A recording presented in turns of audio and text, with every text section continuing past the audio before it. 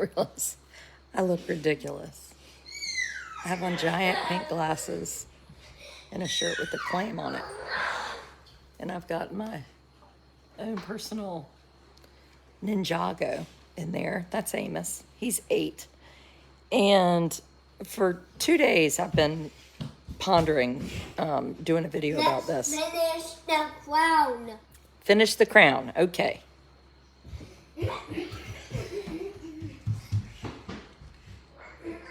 And I'll tell you why I was hesitant. Really, what we're going to talk about tonight is journalism and what is journalism. So oftentimes, today I was on a podcast and one of the writers or the interviewers was like, what do you call yourself? And I was like, I call myself a blogger generally. And she was like, oh, like a Facebook blog. I was like, well, I've never really differentiated, I guess. She was like, well, you have a website. I was like, yeah, but I don't keep it up to date. And you are a vlogger, like that's a video blogger. Yes, I've been doing lots more vlogging since this fall. One, it's easy, and I do well just off the cuff, having conversations, and I like the interaction that you don't always get in writing. And sometimes when you really want to talk about something, that's not always the way to talk about it through writing. So anyway, it's good for me. But what is journalism? Honestly, I don't know. I looked it up today. And hold on, let me get my internet on here. Is it working? Journalists probably don't struggle with things like wireless internet and small people with autism who are like playing Legos and being loud. Hold on, I'm trying to get the internet. Well, I have no idea. I have no internet. I just give up. My children are sucking it all dry. Oh, my daughter's a subscriber. Good. Yeah, I've done a lot. I've done 2 subscriber videos today and a regular video, and this is regular video because let's just be honest, I quit smoking on Monday or Sunday, and so I have a lot more time on my hands. Okay. Lee says, I think journalists have a responsibility to find and report the whole truth. That doesn't happen very often. Your refrigerator tour this morning. So I agree. Journalism is, to me, maybe it's not journalism. I don't know. I never took a journalism class. I guess it's a major. Nothing. I've always liked to write, and I like to tell stories, true stories. So for me, and I'm just going to give you a little bit of backdrop. So earlier this week, there was a little girl, and her name was Kate Dean, and I wrote a story about her and put it up this morning. She's 8 years old, the same age as my son, and she had 2 older brothers, really reminded me a lot of my little girl at that age, and she died in a terrible home accident. Just one of those fluke things.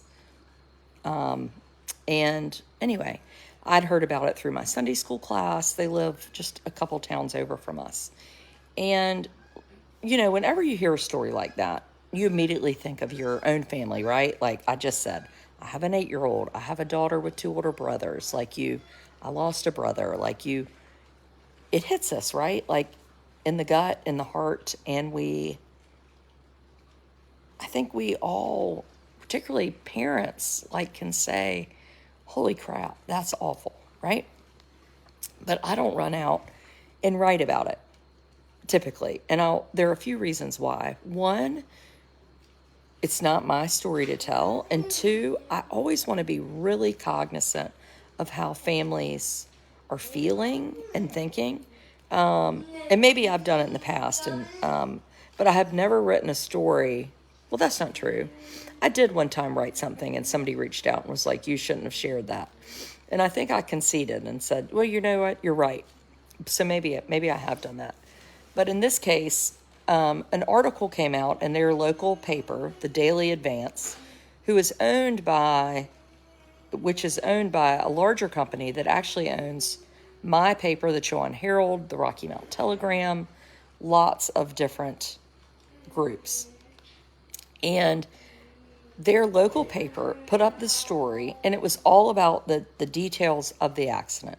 They didn't reach out to Kate's family. They didn't tell anything amazing about Kate.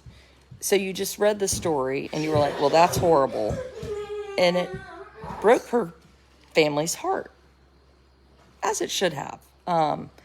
And so yesterday, a mutual friend reached out and said, can you help? Like, why won't they take this down? And I was like, I don't know, because I've had to take down a story in the past, not maybe for that, but for whatever reason. You know, sometimes it's just better to admit I was wrong and I'm sorry.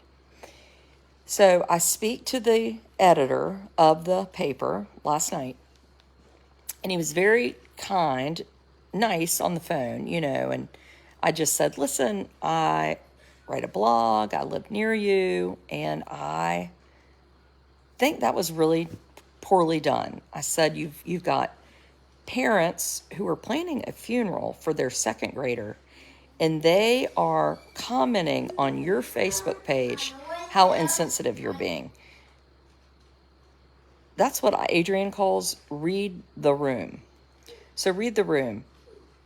If you have parents who have just lost their child and they're upset with you, I don't care if you think you're Jabba the Hutt.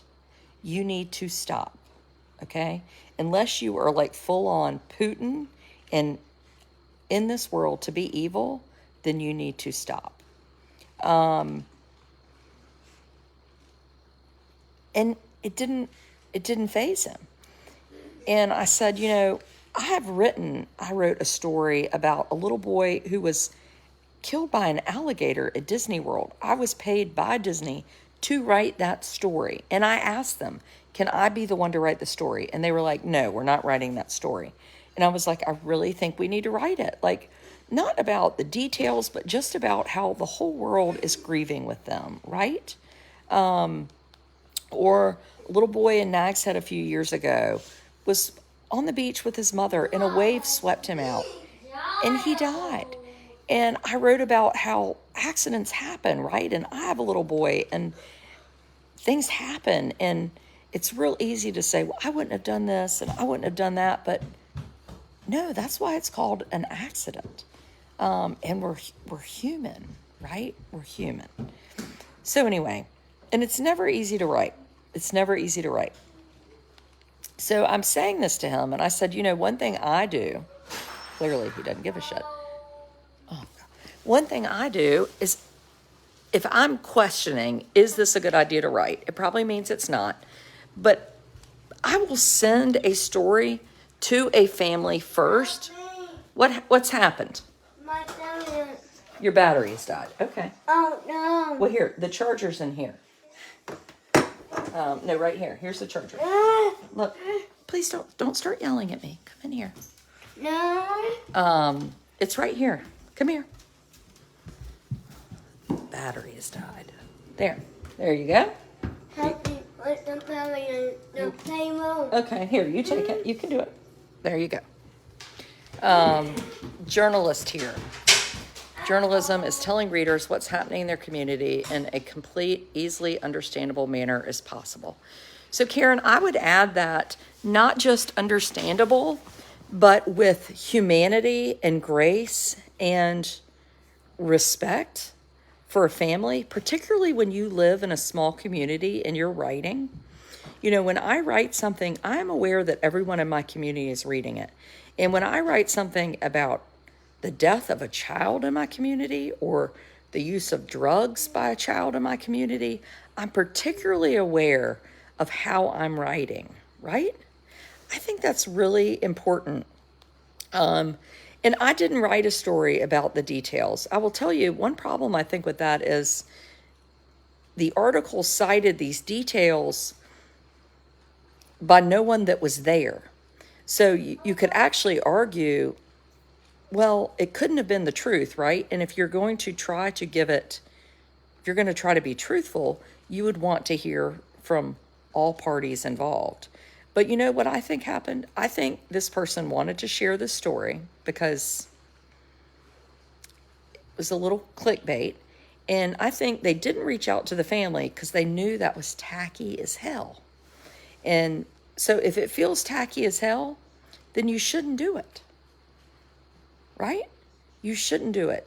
If you don't feel comfortable reaching out to the parents because their child just died, then you know what? Then you probably shouldn't write the story.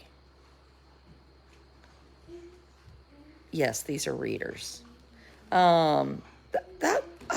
I feel really strongly about that. You are not writing an essential way to get more readers. Gore sells, yes, clickbait. But Laura, I have more readers than the Daily Advance. They have 8,000 followers. I have 270,000. Clearly, I have more readers. And doing it the right way is better and will make you more successful. So I don't even understand. So when I said to him, I would rather let a family read that. So the story I put up today, I sent to a good friend of the family's, and she shared it with the little girl's mom, Kate's mom. I never would have reached out to her on my own, but I also wasn't going to write a story unless I felt like I had the go-ahead from a family. And she was like, thank you for sharing that. I really appreciate it. I'm glad to do that. I don't know what you're going through because I have never lost a child, but I have watched my mom and dad lose a child. I lost a brother, and it was pretty shitty. And I can't imagine if I read an article about my brother that didn't humanize him. So I think whenever you're writing about a person, it is our responsibility to talk about the person in a human way. Karen, sometimes they want to talk about the family and sometimes they don't. Yeah, Karen, I just don't think the article is good. I don't think it's any good. I think it's crap. They've gone back and redacted, like taken her name out, which is good, taken out some of the details that were ridiculous out. So now they've got the shell of an article. They've cut off comments on their Facebook page. Let me tell you something. Adrian has a lot of opinions. Adrian has a lot of opinions about when you have something on Facebook and you don't allow comments, then get the F off Facebook. I mean, sorry. Again, I quit smoking on Sunday. I'm foul. Nothing annoys me more than when someone puts something up on Facebook and one, doesn't want input. Well, then you know what? Sit in your closet and stay shush. Or two, when you put something up, a newspaper, the Daily Advance, puts an article on their Facebook page, and turns off comments. Oh, no. Oh, no, you did not. Oh, no, you didn't. Karen, this was not written like a police report. I just don't think, Karen, I don't like it. I don't like it. You cannot live in a place like I do and put crap like that up. And I will say, in my small town, we had Miles Layton, who I loved. He was our editor. And he never put any mess like that in the paper. And bad things happened. Yes, so what he said to me was, when I said, did you let the parents read them and read it? And he said, no, that's censorship. I was like, no, that is called humanity and grace.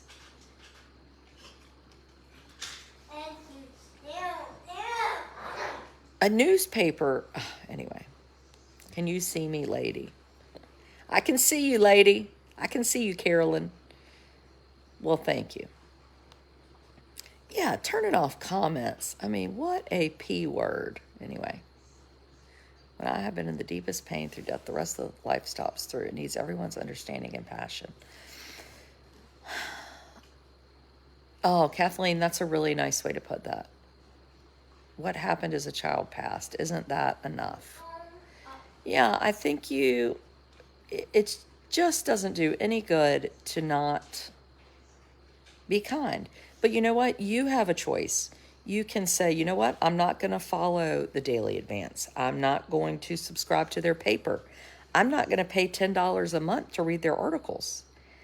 I mean, hell, I charge $5 a month for like daily videos. They charge $10 a month for crappy articles you can't comment on. Ain't nobody saying that I'm doo-doo. So anyway, but the person was very nice. I mean, he was nice to talk to, but I don't agree. That's not how I do business. He was looking at it from his perspective, not the parents. Maybe that's it, but it's like, I guess I always think, like, what if that were his daughter? Would he write the article that way? If he said to me, yeah, I would have written it that way, then I've been like, you're nuts, so that's fine. But I can't believe that that's true. I can't believe that's true. I don't understand the point of the article. Yeah, there wasn't really a point. So it didn't improve the community. It didn't make anybody happy. It didn't offer anything.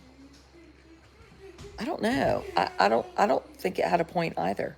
We had a story recently where a local child went missing, and we followed the search process first, trying to reach out to family. Yes. Oh, Karen, I love to talk about when somebody's missing. I mean, I am all over that business. Hanya Aguilar, recently, little girl Katie from North Carolina was missing, and I shared about it. Nancy Grace reached out. They put it up, and they found her. Darn if they didn't find her. Totally agree. Totally agree. Reached out to her aunt. I mean, if you're going to share a story and you want to get it out there, then you should do it if it's for the right reason. But again, what is your end goal? My end goal was finding those children. And in this case, the end goal shouldn't be, I'm just going to put this story up. It should be in the paper. It should be, how can we treat and write about an amazing child from our community whose life was cut short? That's where I come from. And while this may be why I didn't do this video, I just don't think there's any other way to come. I just don't. I don't. I don't. That's the struggle, see? I have a lot of opinions. And some I don't even feel like opinions. I feel like they're facts. We're talking about Wanda, a nearby family lost their daughter. And on top of that, their local paper just kind of wrote this tone-deaf article about an accident. And it's a small community. Camden is a small town. And the editor of the paper refused to take the article down, but cut off comments, which I think is being a P word. It's Maundy Thursday. Sorry, Jesus. What did Jesus said, you should love others as I love you. And that's tricky, right? Because I feel like I need to love this family who lost their child, but I guess it means I should love this guy too. I'm not quite there yet.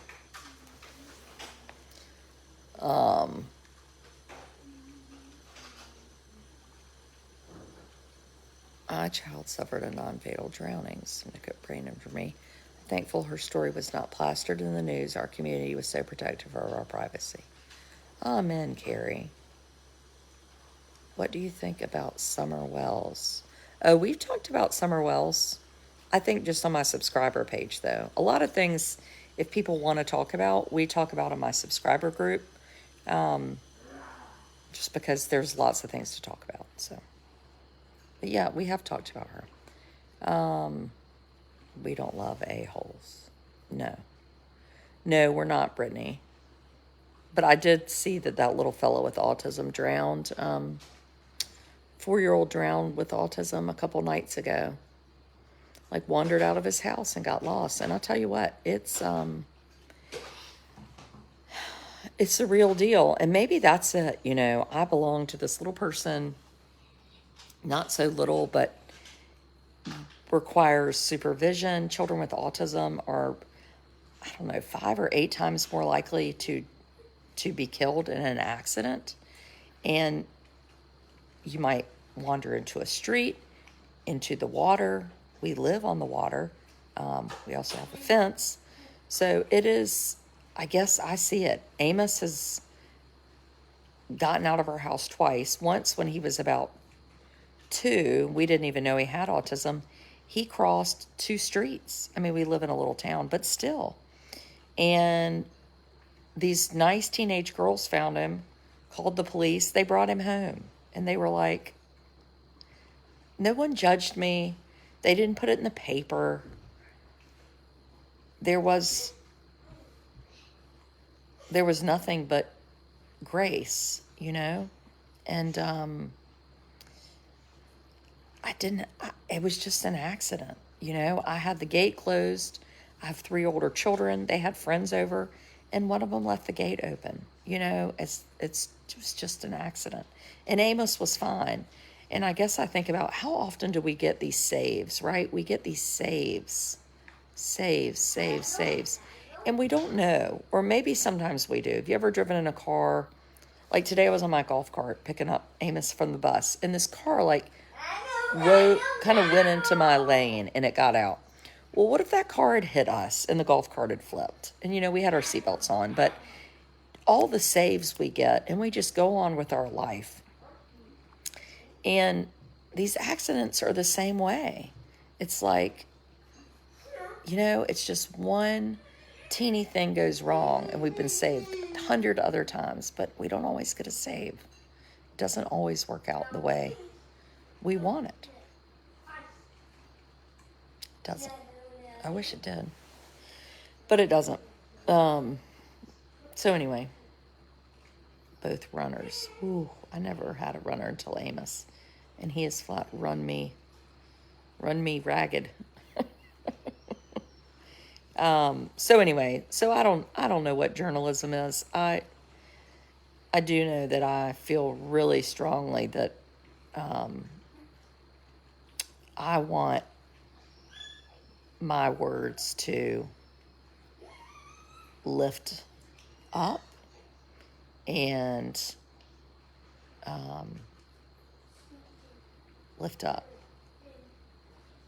and make people feel loved. And if anything, when you have a family and they have lost their daughter, who they are planning to bury on Saturday, 1 week ago, I'm just thinking about myself, like, she could have been out buying her Easter stuff, you know, or I bought Blair 2 bathing suits 3 weeks ago at Target, you know, and now she's burying her child, and it's like, holy crap, can we just please just give her some grace? Yeah, grace.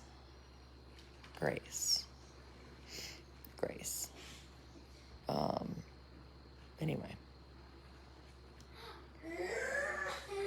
Yeah, autism in children escaping is talk about a good subscriber topic, guys. We do need to talk about that. Because that's the real deal.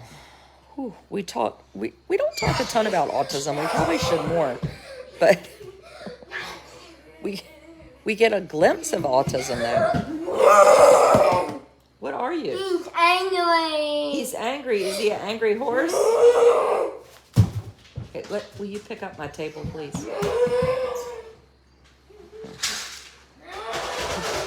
He's been an angry horse the last couple of days.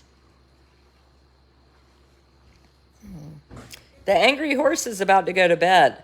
I just say that to tick him off. But anyway, it's Easter this weekend, and a family is saying goodbye to the daughter that they shouldn't have to. And it's, I just don't think there's anything harder on this planet. So lots of love, and just lots of love to them. I just hope you know that how many of us really say that and mean it wholeheartedly. That I think if any of us could take that kind of pain away, golly, we would. We would.